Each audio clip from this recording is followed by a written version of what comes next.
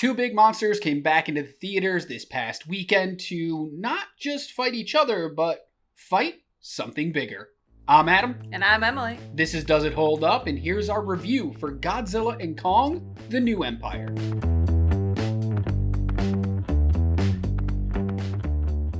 This is the movie all about Godzilla and Kong teaming up, for lack of a better word, teaming up to take on a new threat, which is in Hollow Earth, trying to come to the surface to destroy all humans. Right? That pretty much sums it up. They got a little bender in them from Futurama. They want to destroy all humans. But this is a follow-up to 2021's Godzilla vs. Kong, where the two titans went to war against each other, but then also teamed up in that movie to fight Mecha God. I see a trend here. They have to fight each other first before teaming up to fight a bigger threat. And they definitely do that in this movie as well. Yeah. I feel like this is just copy-paste for this movie. It's pretty much the same exact story. The humans have to go on a journey to find something. Normally the answers. That can help Kong against his battle in whatever the threat is. Whether that be Godzilla or this new threat, which is Scar King, another large ape from Hollow Earth, which has been running the secret society of apes and making them build stuff. I don't know. We see them moving a bunch of rocks, but we never really know what they're Yeah, it doesn't building. look like... It looks as if it was trying to make, like, a Moses metaphor there with, like, we're having our slaves build things, but you don't see what they're building. So it's just like, I'm having my slaves do things. Move this rock. I am evil. Now move this rock back over there. Yeah, you didn't do it fast enough. The movie went, we want to show you giant titans, and it doesn't really matter if the story makes sense because look at the creatures. And I think sometimes that's okay for a Godzilla and a King Kong movie, because one of the big problems with Godzilla vs. Kong, the action scenes were fantastic, and we got enough of the titans, I thought, but I could have used a lot more. There was too much human, especially if we're looking back at like Godzilla King of Monsters. Oof, yeah. Way too much human. In this one, though, you didn't really have a problem with the amount of humans there was. I actually praised this movie for the use of the humans. I didn't think they overstepped their bounds. They actually moved the plot forward and helped out with the Titans quite a bit. So I really appreciated this one's use of humans. The humans were more used as a plot device in this one, just to help Kong along his way. Their entire journey was in connection with what was happening with the Titans. They weren't even doing their own thing, which I thought worked really well for this movie because, let's face it, when you go to one of these movies, you want to see giant CGI monsters beating the shit out of each other. Yeah. That literally take my money. So when these other movies were like, do you care about the humans at all? No, I don't. Not even a little bit.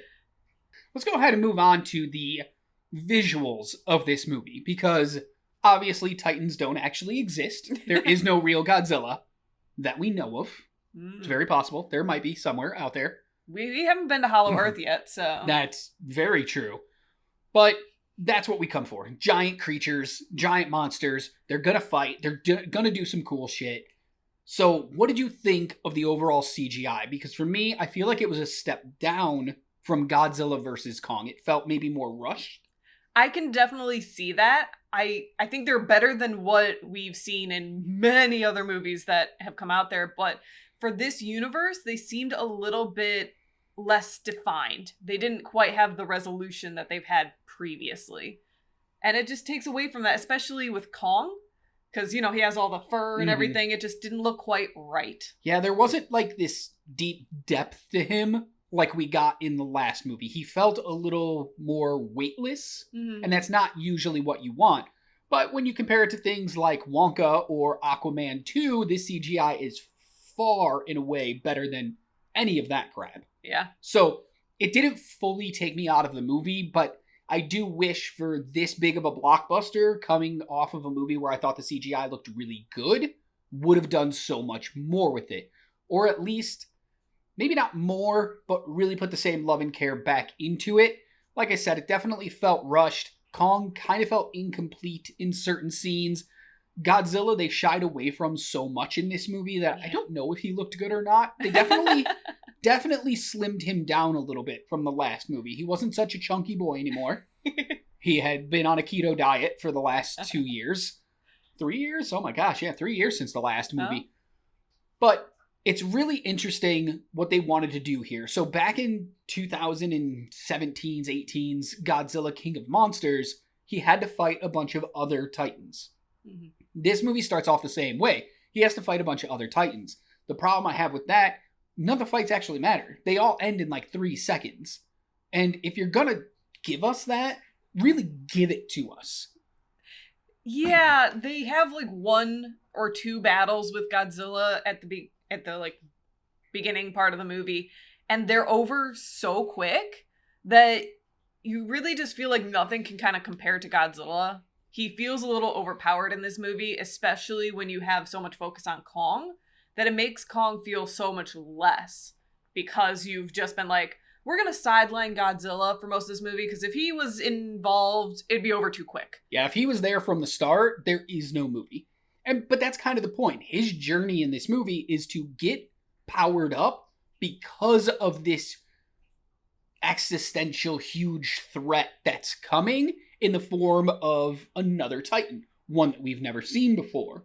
Well, at least in this universe. We've never seen something like this before. I don't want to spoil the movie, and I don't think this is spoiling the movie to mention a certain Titan that shows up at the end to kind of help out. Do you think that's a spoiler? I think it might be a spoiler. I don't believe any of that one was in the trailer, so... On a poster, though. Ooh. In the background on a poster. So I don't know. But a certain winged Titan shows up at the end, and it was a really big letdown for me. Yeah. It's one of those creatures that everybody knows. If you're a Godzilla fan, you know this one up and down. Even if you're not a Godzilla fan, you've probably heard of this one. Yes, been parodied 1,000 times in 1,000 different ways. So you're really wanting this huge, epic moment for this Titan to come in and do something. And then it turns into Spider-Man just webbing things. And it got really confusing for me, and I didn't really care for it. And the entire final battle just doesn't work for me in this movie either. The cinematography is not good. We already talked the CGI is not very good in the final fight. It's too chaotic, and then it's also over way too fast. Agreed. One thing that you actually mentioned as we were watching this, and once you said it, I couldn't unsee it, is they did a weird thing where it was like a soft focus, like a circular soft focus around the edges of the screen, and it was very distracting once you noticed it. Yes. Maybe it was just because we were seeing it in IMAX, and maybe there was something wrong with the screen we were watching it on. But to me, it felt like I was watching the entire movie through a kaleidoscope, where when we were in Hollow Earth, it was so bad, it was almost unbearable to watch. But when we were on Earth, on the surface, we could still see it. It wasn't as bad, but it just drew my focus way too much. And so it kind of took me out of the movie a little bit. So cinematography and actual technicality of this movie could have been a lot better. The human actors like Rebecca Hall, who is the star of this one, and Brian Tyree Henry, who comes back and fulfills his obligation as the annoying podcaster. He's so annoying in this movie. I just can't get over it. I enjoyed it. They all come back and they all put in a great performance, but you can definitely tell maybe they're done with this franchise. They're kind of over it. They want to go, act against something that's not a tennis ball on a large, long pole. So halfway through the movie, there's just this change of tone that really makes it feel like it's 2 different movies smashed together. And I'm not sure it 100% works. I can see that. I had a lot of fun with all the performances. I didn't quite feel, as you did, that they were phoning it in or trying to be done with the whole thing. I really enjoyed this movie. I just let myself go through it. But as soon as you kind of look at it a little more closely, you're like, oh, was that as good as I thought it was? Yeah. If you're a Godzilla fan, you'll enjoy this movie. If you're a King Kong fan, you may enjoy this movie because they definitely make Kong a pretty big bitch. Like, he is not powerful in this movie until he has to be.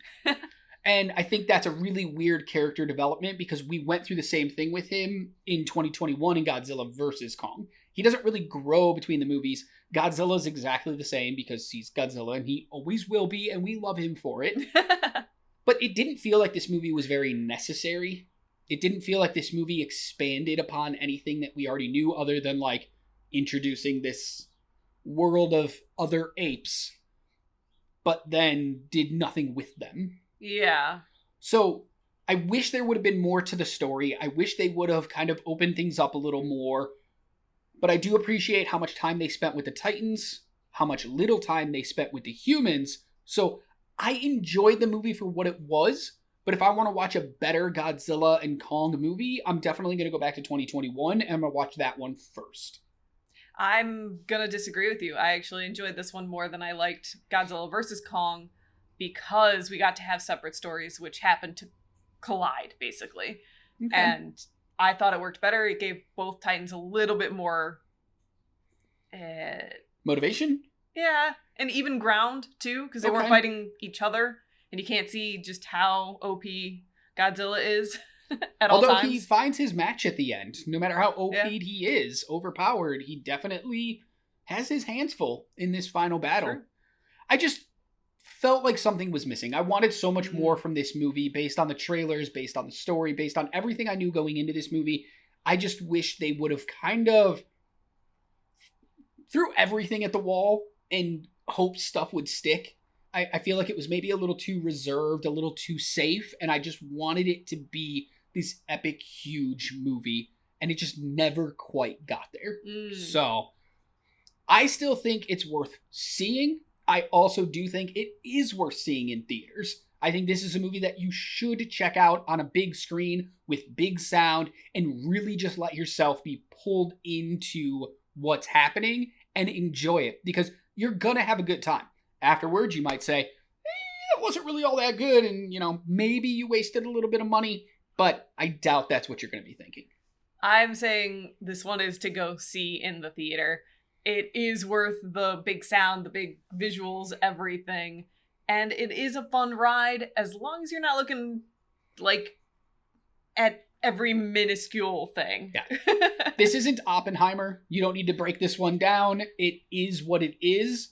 And it's enjoyable. Yes. So at the end of the day, we both agree this is one you should definitely check out in theaters, if possible. Mm-hmm. All right, that's it for our review of Godzilla and Kong, The New Empire. I wonder what The New Empire is. Maybe they'll answer that in the next movie. Maybe it's the monkeys. Who knows? We'll be back again later this week with our March movie watch.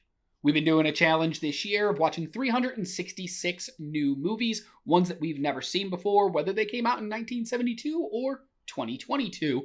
We've been trying to watch at least one new movie every day for the calendar year. Once a month, we check in to let you know what we were watching and what we thought about them. So that will be out on Friday, so make sure you subscribe so you don't miss out on that.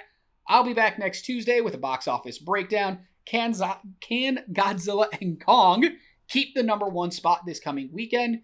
There's only one big new release coming, The Monkey Man, and I do not think it's going to take that top spot. So will Dune Part 2 jump back up, or will Godzilla and Kong hold them off? Until we see you next time, just remember, be good to yourself, be kind to others, and as always, keep watching movies. Bye.